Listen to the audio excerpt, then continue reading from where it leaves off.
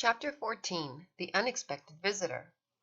Fortunately, Jack knocked on the back door and saved me from having to explain further. Good evening, Corcorans. I stopped by on the off chance that Cassidy has any room in her busy schedule to go fishing with me. See you bye, I said, aligning my shoulders for a straight pass through the exit. Hold on there, cowgirl. We're not finished, Dad said, his mouth full. I could have pointed out politely that one of our family members wasn't finished because he'd hogged all the mashed potatoes. And you haven't been excused yet, Mom, the self-appointed stand-in for Miss Melton Mowry added. I put my palms on the table. I wanted to be ready to push off as soon as I heard the magic words.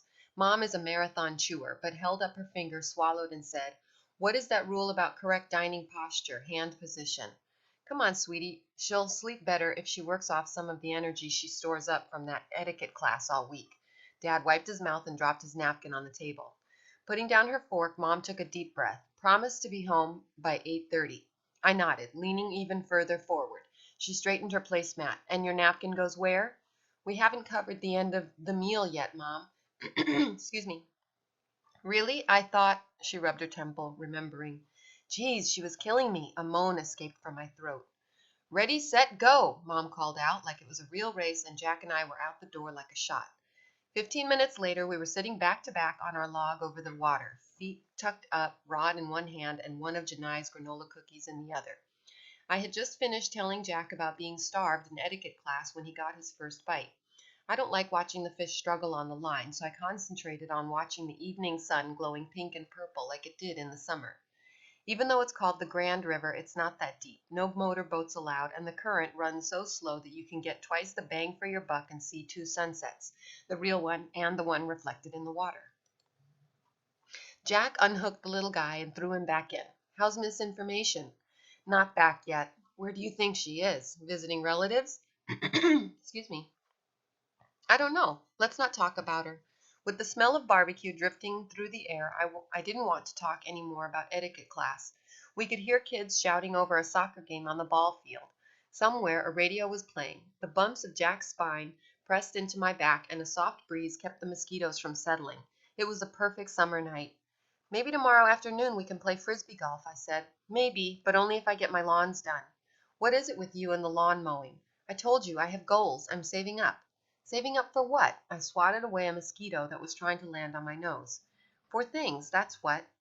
Jack Taylor, dropping my legs so I didn't fall in the river, I twisted around to look him in the eye. I know pretty much every single thing about you. Why won't you tell me what you're saving up for? Because it's none of your business. Because it has to do with Bree Benson, doesn't it? And your hairy legs and how you have goals all of a sudden. What's that supposed to mean? I heard Mom telling Magda, you get hair on your legs and you start getting all funny about girls, older girls. What's the point of that? I twisted back around. You tell me. Well, I'm not the only one who's acting funny. You think etiquette class is ruining your summer vacation, but you complain about it for twice the time you spend here. You complain about it for twice the time you spend there. Ugh, I felt like smacking myself in the head with my fishing rod. Why did I have to ruin the perfect summer moment by bringing up Jack's hairy legs? For your information, an hour in etiquette class equals 2 hours of normal time. You should try it. You could use some manners. Cassidy? Just to remind me that my karma was still titanic, the next perfect summer night sound I heard was Delton Bean calling my name. Delton, are you stalking me? Coming as close to us as he could without stepping on the log, Delton said, No, not exactly. How did you know I was here then? Well, fishing is your go-to topic for polite conversation, and we only have one river in town, and this is the public park. Spare me the details. Hey there, Delton. Jack stepped over me and jumped from the log to the shore. The way he rocked it, I had to grab on tight to keep from falling in. You didn't walk here, did you? No, my mom drove me. She's reading on the park bench by the swings. I shimmied along the log, scraping my thighs. Let's skip how creepy that is to the part where you tell me why you're here. Do you eat the fish you catch? Delton asked Jack. Nah, they're too little. Unless we're having sushi. Brushing bits of bark off my thighs, I added. Then we roll them in a little seaweed and bite their heads off. First. In his State of the City speech last January, the mayor did say we've contained septic sewer overflow by almost 100% and the river is rebounding. Delton, taking a step into Delton's personal space, I asked again, why are you here? Delton stepped forward. I've been experimenting with a new way to cure my issues with public speaking, and Mom thought you'd want to know right away. Transfer of knowledge to help with your anxiety over. He gestured toward Jack's cottage cheese container filled with worms. I took another step, moving in until my nose was almost touching Delton's. You told your mom I was afraid of worms? Technically not just worms, Cassidy, but other invertebrates too. You're also afraid of arthropods, as you demonstrated this morning with the millipedes. And I've seen you flinch at a struggling pill bug, which is also an arthropod, but Delton looked down at his hands, counting off the things I was afraid of on his fingers. Though pillbugs do belong to a different subphylum, they are terrestrial crustaceans. Delton, focus. You'd better tell me right now or I'll. It's called EFT. That stands for Emotional Freedom Techniques. It draws from the field of energy psychology, which doesn't have rigorous backing from the scientific community, but there's a lot of anecdotal evidence to suggest that. For Pete's sake, Delton, what is it? Well, Delton tugged on the tails of his shirt. You think about your phobia or look at a picture and you let yourself experience the fear vicariously, all while tapping on your meridian points. My what? I know meridians, Jack said. They're energy points in your body. You use them in acupuncture. That thing where they poke needles in you? Jack was kneeling by his bike, working a stick out of the spokes. Yeah, my Aunt Nalini. She's an acupuncturist. I shook my head. Getting needles stuck into me didn't sound much better than hanging around a bunch of squirming worms. But there aren't any needles, Delton said in a rush. You experience the fear while tapping on your meridian points with your fingertips. It helps you calm down. I wasn't convinced. So where do the worms come in? They don't. You're just thinking about them, and all the time you're talking your way through it. First you experience the fear, then you overcome it. No worms necessary. It's that easy? You can do it without any bugs? Well, you have to practice a little. Here, I wrote down a script for you. Delton patted his shirt pocket. When that didn't turn anything up, he jammed his hands into his pants pockets. I'm sure I brought it with me. I'll be right back. I must have left it in the car. Don't come back, Delton. But why? I thought finding a cure would make you. I'm on summer vacation. I'm chilling. I don't want to do this right now. Should I bring it to etiquette class Monday? Yeah, sure. That'd be great. Delton turned to go. At least he knew when he wasn't wanted. Oh, Cassidy, he called over his shoulder. I pulled a prank. Great. You can tell me all about it at class. I don't think it's a topic for polite conversation. He stopped, waiting for me to ask him more, but I didn't. You got to give old Delton some credit, Jack said after Delton was out of earshot. He is trying hard to get in good with you. And that makes my life better. How? I don't know. He's pretty smart. Spinning his tire to make sure it was all clear, Jack added, and you do need to get over this fear thing. It's spreading, I've noticed. Noticed how? Jack stood up and dusted off his shorts. Ever since you fell in the river last summer, ever since you fell in the river last summer, you don't walk the log anymore. So, I hate it when Jack is right. I fell off the log last summer and hit the bottom of the Grand River. It might be nice for frogs, but it's mucky and stinky and there's leeches.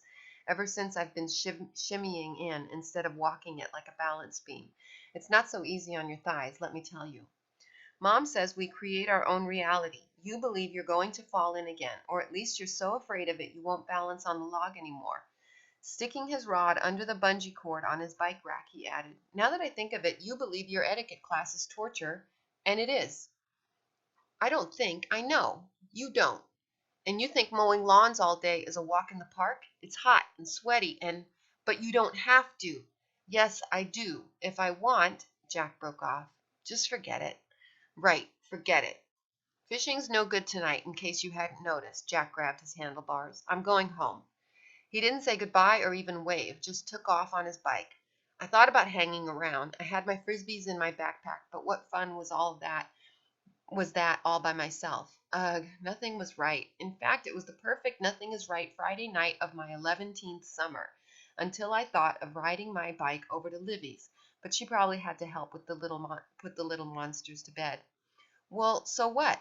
I knew more wrestling holds than the average girl and even a couple of bedtime stories, though they might not be fit for young children. I got on my bike and pedaled in the direction of Livy's house.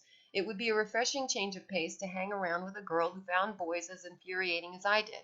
There was plenty of squawking and splashing going on in the backyard when I got there. Hey, I called out to the kid whose head popped into view. It must have been the monster's turn on the tramp. Hey yourself, Olivia, some girl wants in. Next thing I knew, Livy's head appeared on the top of the fence. Cassidy, permission granted. The fence door swung open and I was greeted by the world's youngest pirate, complete with eye patch and a plastic sword. We're thwabbing the deck, he said. Must be the 4-year-old, I thought, following him around an inflated kiddie pool, where another pirate was diving for treasure with a snorkel and mask. The third and oldest pirate was bouncing on the tramp, a hose in his hand. If you spray her, I'll make you pay, big time. Olivia, in a polka dot bathing suit, bounced on her butt and then off the trampoline entirely. When you spray a warm trampoline, you can jump higher, she explained. Care to try it? It's not for the faint of heart. Not yet. I stood there taking in Livy's crazy world as she flopped down on a plastic lawn chair and opened a cooler. Want a juice box? Sure. I want one. The fence pirate ran over and pinched the material of Livy's suit. Please, Wivy. You had yours already. Go back and guard the door. I saw 3 more girls out there trying to get in. Giving him a little push, Livy used her other hand to reach into the cooler and toss me a juice box. I'm babysitting. Could there be a less lucrative job than babysitting your own brothers? I don't know. I tore the plastic off the juice box straw with my teeth and tried to find a spot on the ground that wasn't soaking wet. Maybe you can stay until after I put them to bed. I want to tell you about the prank I played on my Aunt Agnes.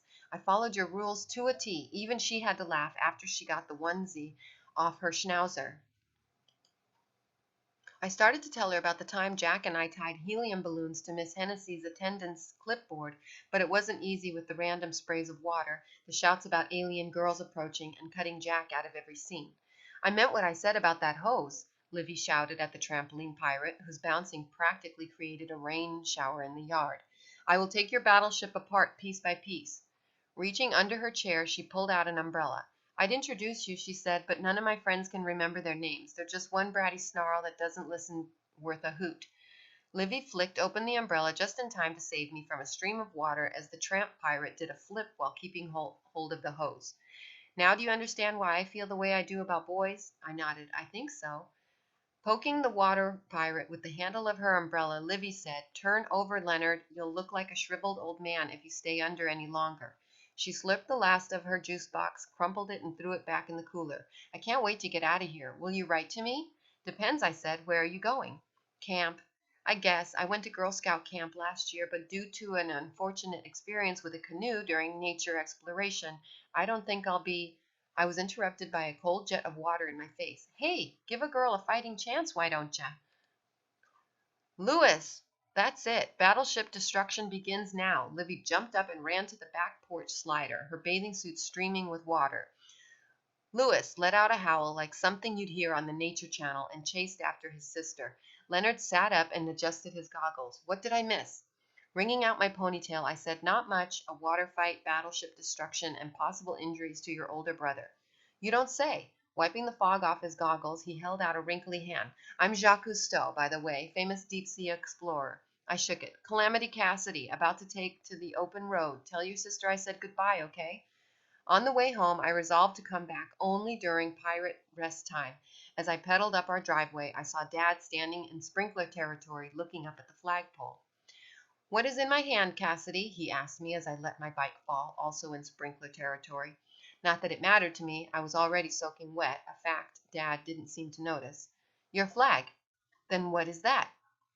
He pointed up the flagpole to what looked like a big brown pillowcase. Search me. It was a rhetorical question. I know what that is. It is Mrs. Delaney's best nightgown. Never mind that my day, so far, would measure on the seismic Richter scale of rottenness. I had to know more. Really? How do you know? Because she rang my doorbell a few minutes ago and handed me my University of Michigan flag. That's why it was pinned to her clothesline. I had to look down at the ground so Dad couldn't see my smile. When I'd wiped it off my face, I looked back up. You don't say. I do. She then wondered if I might know the whereabouts of her missing nightgown. We followed the logical path. I know my dad. He likes a good prank, and he liked this one. He was trying not to smile, too. Could she ID it? Yes, after she found her driving glasses. So, why didn't you pull it down? There's a problem with the pulley. It seems to be stuck. I covered my mouth and coughed. Would you call that a mechanical failure? You could say that, yes. Cassidy, did you and Jack do this before you went fishing, or was it swimming? I thought bathing suits were required at Briggs Pool. Dad handed me the ends of the flag so we could hold it together military style. Before I took hold, I raised my right hand. Scout's honor, we did not do this. You're not a scout, Cassidy. No, but I respect the institution. Seriously, Dad, this is a sweet prank. I would own up to it if it was mine. And the dunking you got, that occurred. On my way home, I was ambushed by a water fight. Kids these days. We finished folding, and I handed the flag to Dad. After he'd returned my salute, he said, "Any ideas for how to bring her down?" Excuse me. My first thought was to volunteer Jack to shinny up there and get it. Not really. Well, then, I guess Mrs. Delaney will have to wear her second best nightgown to bed this evening. That doesn't seem like too big a tragedy. I guess not. He put his arm around my shoulder as we walked into the house. According to Mom, you have successfully completed week 2 of your etiquette class. No further misdemeanors, I trust. Dad, as your parole officer, I need to check in on your doings from time to time. Why don't you grab one of the clean towels in the laundry room? According to my sprinkling plan, we don't need to water the carpet until next week. On my way up the stairs to bed, I took a closer look out the window at our new flag. A laundry pin had been knotted in the rope to keep it from sliding through the pulley. I watched the nightgown flap in the breeze, nothing broken. And yes, I totally cracked up watching Dad explain to Mrs. Delaney that we couldn't get it down yet. If only I could learn etiquette as well as Delton Bean learned pranks. End of chapter 14.